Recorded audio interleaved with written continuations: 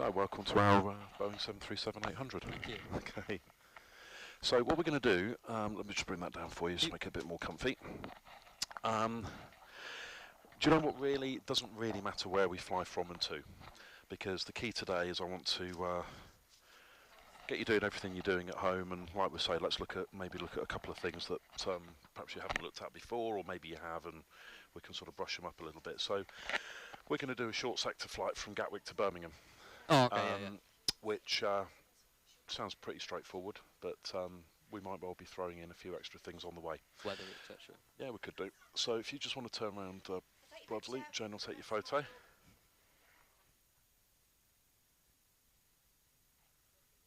Thank you, Jane. Okay. So when you're doing your flight planning at home, what are you using?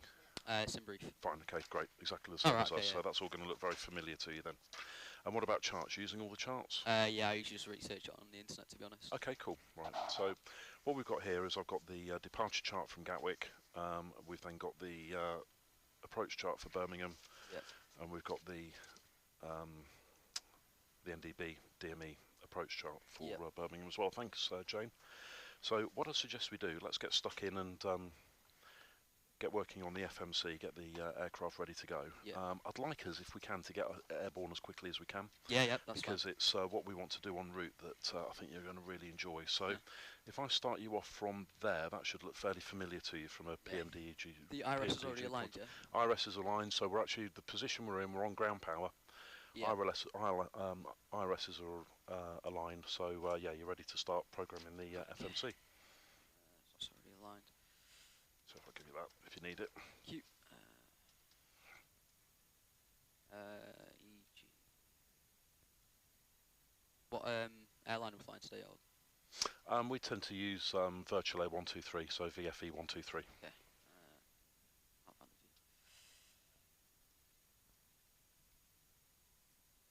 What are the winds favouring for? 08. 08. Yeah. The 08, right. Okay. Now, do you normally bang that straight in at that point there? Yeah. Just okay. One little, just it's just splitting hairs really, but one thing that might be useful is if you go to departures from Gatwick and you select 08 right, that's then only going to give you the SIDS associated with 08 right. Right. Okay. See what I'm saying? Whereas if you go, there's nothing wrong with what you've just done at all, but if we go straight to 08 right there, when we then look at our SIDS, we're going to have absolutely everything. Yeah. Yeah. Yeah. Okay. Just a little point. Yeah. That makes more sense now. What's our departure, Sid?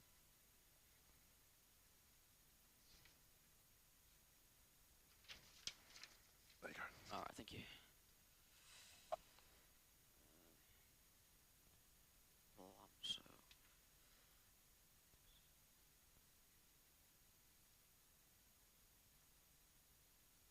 It's already in it.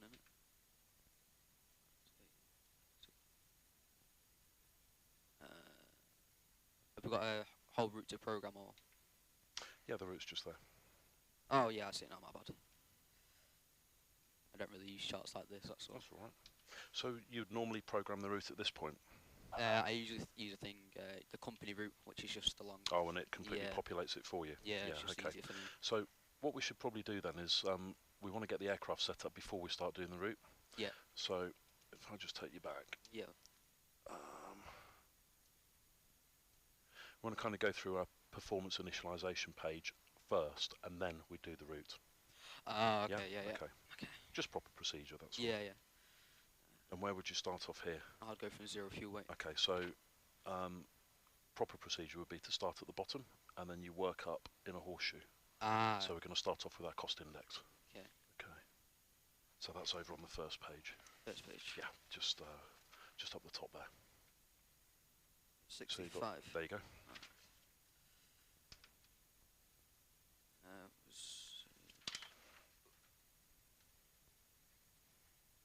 Okay. The old legs dangling a little bit. We've actually just raised that up yesterday because so that people can actually see over the head. Because before it was on the ground, so all you'd have got to see was like a view of the sky for the whole flight. So yeah, it's always one of those things, isn't it? You solve one issue and then create another. Dangling. So I think we I think we need a little platform there so people can rest their feet.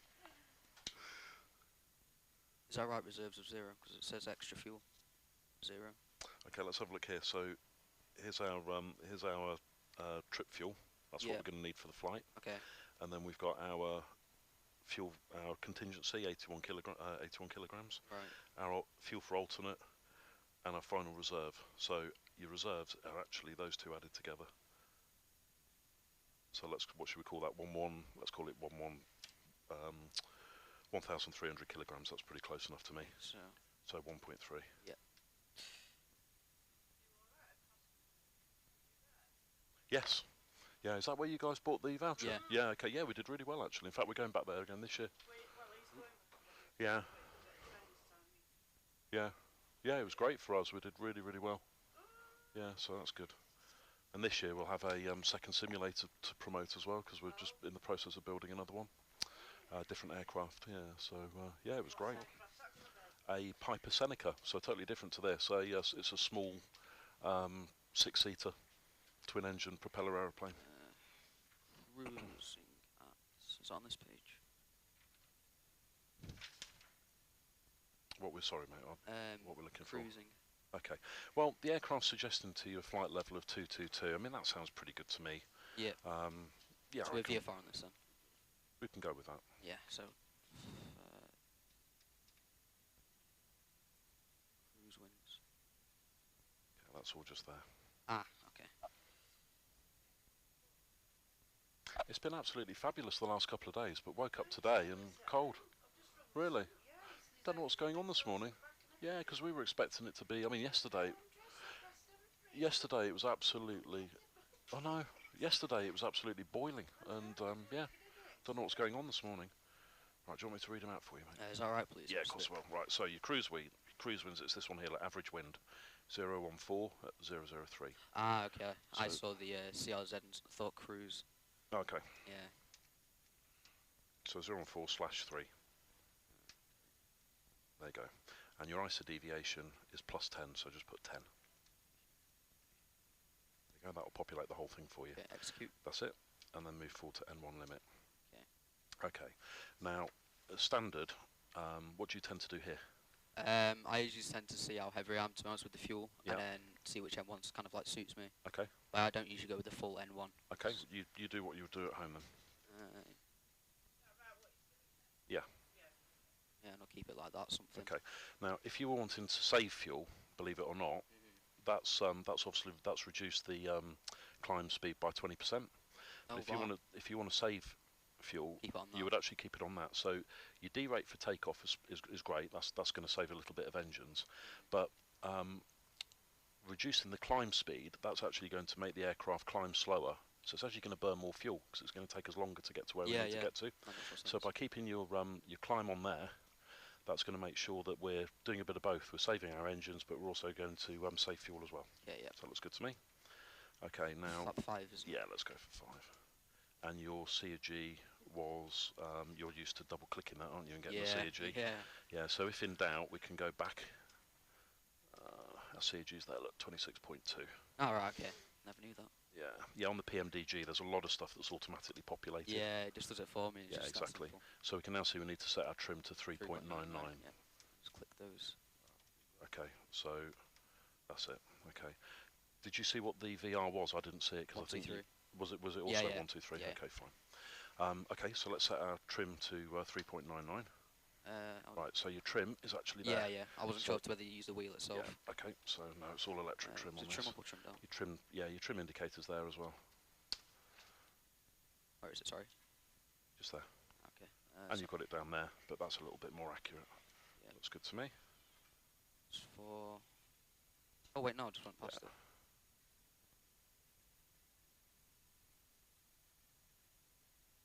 About there. Okay. Brilliant. Yeah, that was Looks it. good to me.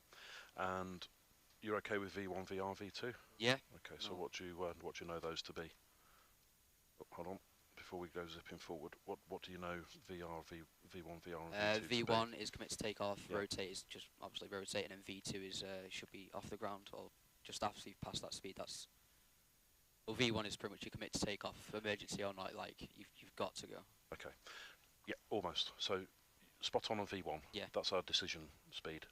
VR is our rotate speed. Yeah. V2 is actually a safety speed, so that's an engine out speed. So Uh, if we were to get an engine failure just before V1, Yep. probability is we're going to go through V1 before we know what's going on. So V2 is your safety speed, so we're going to have to accelerate to that speed to Get a climb good off with a single engine. Now, what do you tend to do on the MCP as soon as those figures come up? I usually tend to turn on the flight directors, Okay. set this to the V2 speed. Perfect. Okay, well done. It would go on, and Okay. I'll turn on LNAV. Well, LNAV's not going to activate at the moment because we've not put a flight plan in. Okay. Okay, but what you've done so far, that's fine. Yeah, So let's continue. So we can now go for a flight plan, can't we? So if we go departure and arrivals, Go to you've done your departure out of Yeah, Gatwick, so that's spot on. So actually, we can go to let's put our approach in for Birmingham, but we're going to deviate from that. Yeah. So it's the Olive 1 Bravo for the ILS for runway 33. So should I put that in now? Yeah, you're best to, because if you select 33, then you're only going to get the stars that associate with runway 33. Whereas Yeah. if you just go straight to the stars, you're going to get everything. Yeah. So Olive 1 Bravo. Just top one. Lovely. We've got any transitions? No, let's just keep it at that for the time being. So And then let's look at our legs. Make sure we've got our route as we want it. oh, actually,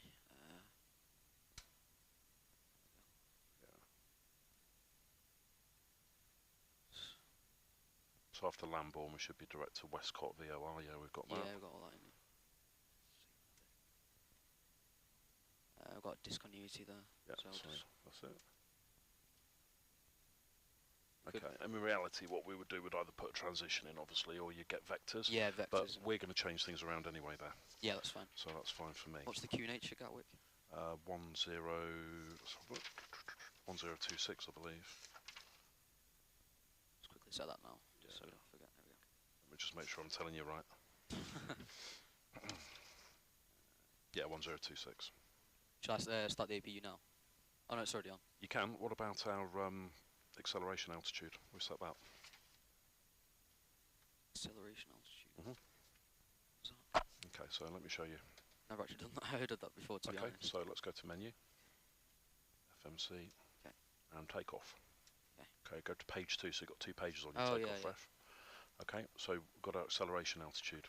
So that's where the aircraft's going to take. We're going to take off, and if we don't set that, what's going to happen is as soon as we're in the air, the aircraft's going to go straight to our initial speed. Yeah. But we don't want that to happen, because if we had an engine failure, let's say at 400 feet above the ground, you don't want both engines absolutely roaring. So that's where you're going to set an acceleration altitude. So the aircraft's going to take off and fly at that speed Yeah. until we get to our acceleration altitude. Then you're going to get auto N1. Yeah. It's Yeah. automatically going to speed up. So Boeing says 1,000 feet above ground level. Most airlines go for 800 feet above ground level. Yeah. 1,000 So sounds. We'll go for 800. Yeah. Because that's saving a bit of money. So let's Yeah, put yeah. that in. So 800. Goes in there. Okay. Okay. Also, you want to put it in there as well. Okay. Now, do you know why that's in small text and that's in big text? We haven't really confirmed it yet. No. Oh. Small text means it's a default setting. Oh. Big text means it's a pilot activated setting. Yeah. Okay, let's go 800 again, and we've put that on the climb reduction speed as well. We want everything to be at 800 feet. Okay. Yeah. Okay, spot on. So, final thing we need to do is we need to set our barrow reference for takeoff for the acceleration altitude. That's the minimums in my head. So, what's our? Let's just grab our first chart for Gatwick. So, how are we going to work out what the barrow reference should be for our acceleration altitude? Say up here somewhere. In. Oh no, it says there. 203 approach elevation. Yeah, I haven't actually got the ground chart for Gatwick, but it doesn't matter. That's absolutely I what know we that need. at the back of my hand anyway. Yeah. So you're gonna. So how are you going to work that out? Honestly, with you, I've never actually. That's okay. So if acceleration altitude is 800 feet above ground level, Yeah. we're on a QNH, which is 1026. a height above what? 200 feet above sea level. Correct. So we can see our airport elevation is 203 feet above sea level, so that looks pretty correct to me. Yeah. Yeah. So how are we going to work out our acceleration altitude? You're going to add the two together, aren't you? So you're going to add 800 onto the airport elevation. So that'll be 1003. Yeah, and then round it up, so 1010. Oh right. Okay. Yeah. Yeah. Oh, okay. I get it now. Okay, so let's get that in. So you're going to change that by using that Yeah. bar there.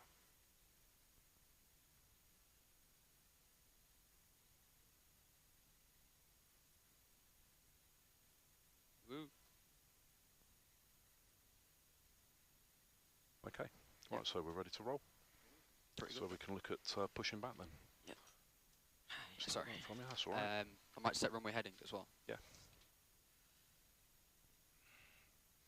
I usually do that in case of an engine failure, so I can just continue as Mhm. runway heading for now. Yeah, spot on. Okay. And what about our altitude? What are you going to do with that? I usually, if I've got no ATC on, Mhm. I usually set to cruise altitude. So you go straight up to it? Yeah. Okay, or what you can do is you look on your Yeah, legs and so your we'll initial kind of stop altitude's there, so that's 5,000. really what you want to go to. Yep. Can we activate LNAV now? Try. There we go. Okay. VOR's set. Now that's very much airline dependent. Most airlines will set LNAV and VNAV either in the air or at the hold. At the hold, yeah. Yeah. I usually activate auto throttle at the holding point. Okay. So, Okay, well, let's go then. Let's get it started. So just go through what you would do. We've got percent of fuel pump, so they're already on. Let's go to APU. Let's to go to off. See what signs can go on. APU's already started. No, just on ground power at the moment. 2, 3. So just waiting for the Yeah. light there. Once APU started, we'll turn on the anti-collision light. Okay.